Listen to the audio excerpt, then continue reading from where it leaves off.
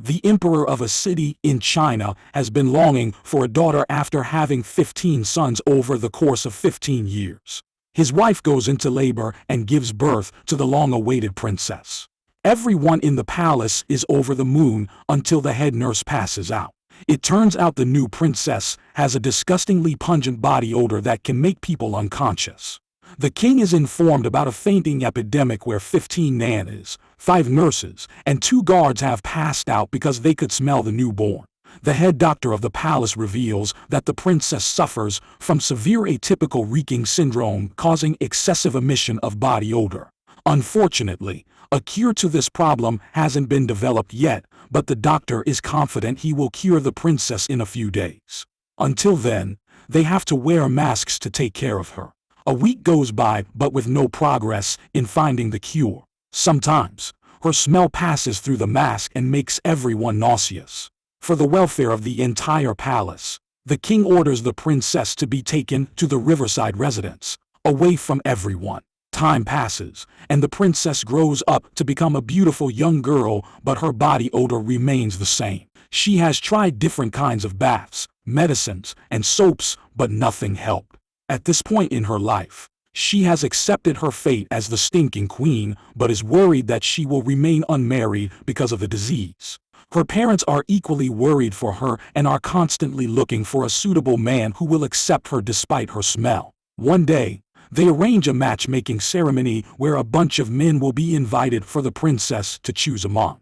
The maids bathe her in flowers and fragrance even though they do nothing to help with the odor. To suppress the smell, she is made to wear clothes that cover her entire body.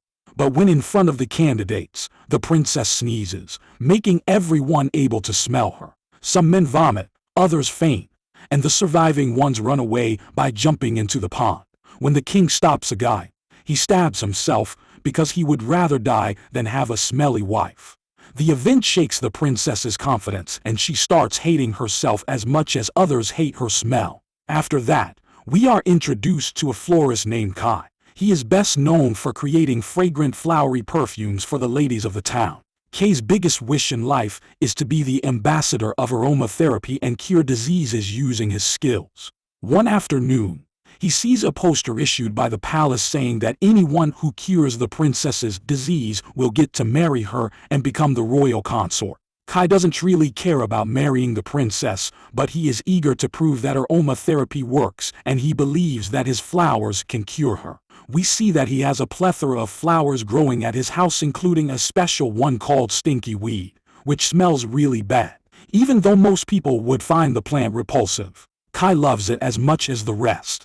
Then comes the day of the competition where 6 selected candidates have to make 3 smelly objects odor-free. They get to work immediately, some using magic, others using chemicals, while Kai uses his homemade fragrance. After a rough battle, only Kai and a young doctor named Yi are able to complete the task.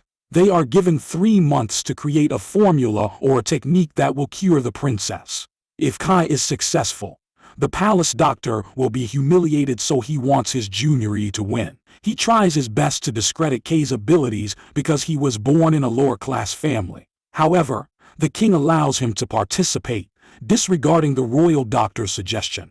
For the next few days, Kai works hard to create the most fragrant soap he has ever made. To look for subjects he can test it on, he goes to the fish market. To his surprise, a woman falls on him while trying to lift a heavy fish. She is none other than the princess, who has disguised herself as a fisherwoman named Hugh. She blames her smell on the fish so people won't think she is weird.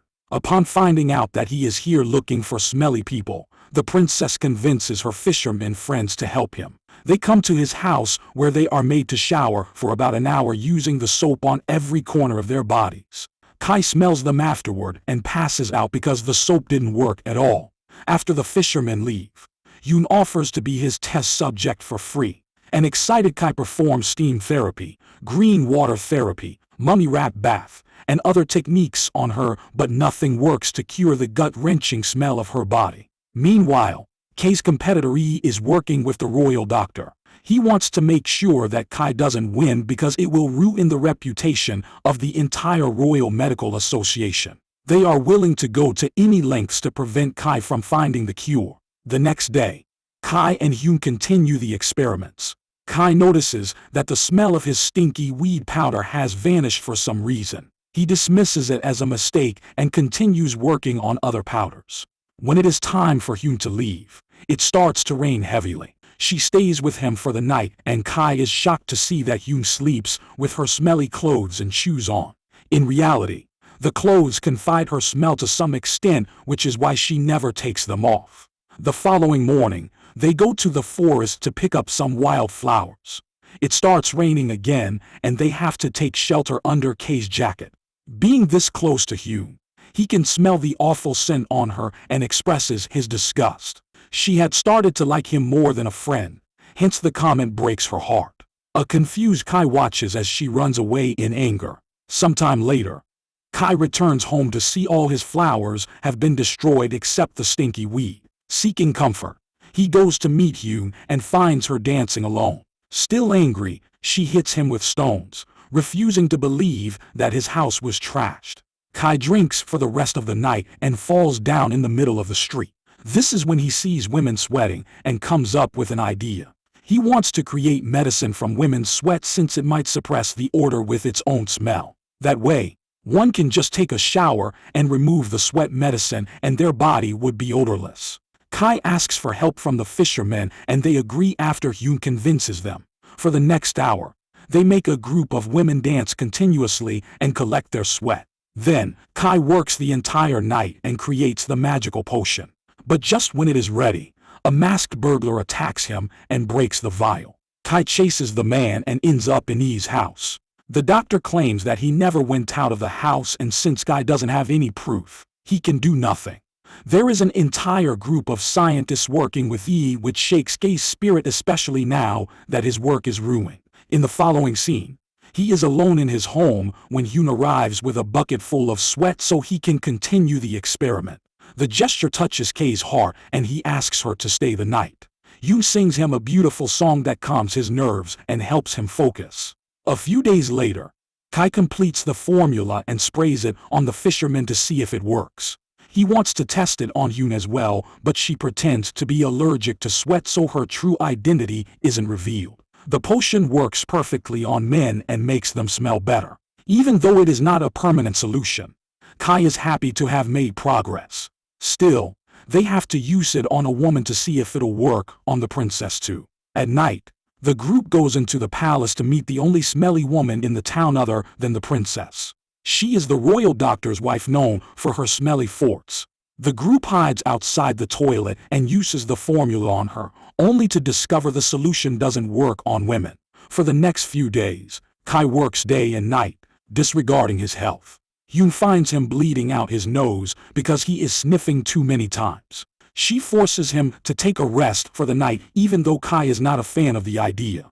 The next morning, he goes to the woods and comes across an old couple burying flowers in the ground. They reveal that they like to give dead flowers a proper burial. The couple turns out to be botanists with vast knowledge about different kinds of vegetation. When asked what are the most fragrant flowers of all time, they name 4 flowers that grow in 4 different seasons. The couple leaves shortly after, but this gives Kai a brilliant idea that will definitely work as a cure. He tells Hyun that he has to travel around China to collect 4 seasonal flowers. She offers to join him, and the two set off for a month-long journey to places with different climatic conditions. They bond while traveling and return home after a successful trip. By now, they only have a week before the 3-month experiment period ends. Kai gets sick, so Hyun uses his diary to make the formula for him. Since Kai's nose is stuffy, he cannot smell her and they end up sharing a bed at night. Eventually, the judgment day comes and Hyun allows him to cure the princess and marry her. Kai doesn't feel comfortable leaving her behind, but he has to prove that their aromatherapy works. In the following scene, the competitors are in front of the king and the princess is behind a tent. Yi goes first and uses several pressure points to try to make her odorless. However, it disrupts her sense of smell and only she cannot smell her odor. He promises to perform the same procedure on every citizen so they won't smell her scent and she can be free. The king remains unimpressed and asks Kai to continue. The royal doctor tries to intervene, but Kai proves that he has no sense of smell at all, which is why he is incompetent to make a judgment. The king kicks the doctor out of the palace for lying to him and pretending to be working on a cure. Following that, the princess is made to eat the tablet, which actually cures her disease and makes her smell great. Everything goes well until she comes out of the tent, revealing that the medicine only worked for some time.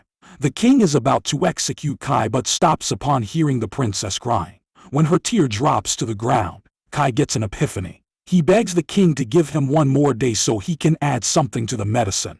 Kai is granted 24 hours, hence, he goes to meet Hyun immediately. He recalls the time that the powdered stinky weed lost its scent because her tears had landed on it the previous day. He thinks if her tears are added to the medicine, it will surely work. To make Hyun cry, Kai tells her that he knows the smell isn't coming from her clothes, but from her body. Hyun reveals that she never had friends when she was little and even her family disgraced her, all because of the stupid disease. One day, she jumped into the river to commit the unthinkable and was saved by the fishermen. After coming to life, she finally discovered that she is not a diseased outsider when she is in the fish market, which is why she started living with them. By the time she gets done telling the story, she has collected enough tears.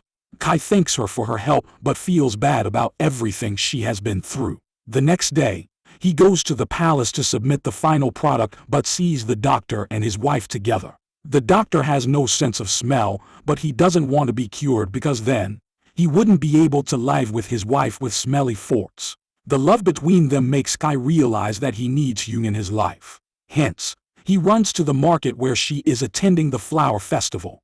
He gives her the medicine and promises to love her forever even if it doesn't work. She flies into his arms and takes the medicine. Still, Kai goes to the palace to apologize to the king for not completing the task. He asks to apologize to the princess too and goes to her quarter. To his surprise, he finds an odorless Hyun and discovers she is the princess. She finally has a loving husband and an ice-smelling body. In the last scene, the two get married as the entire city celebrates. Subscribe for more videos like this, turn on notifications, and leave a like to help the channel out. Thank you for watching.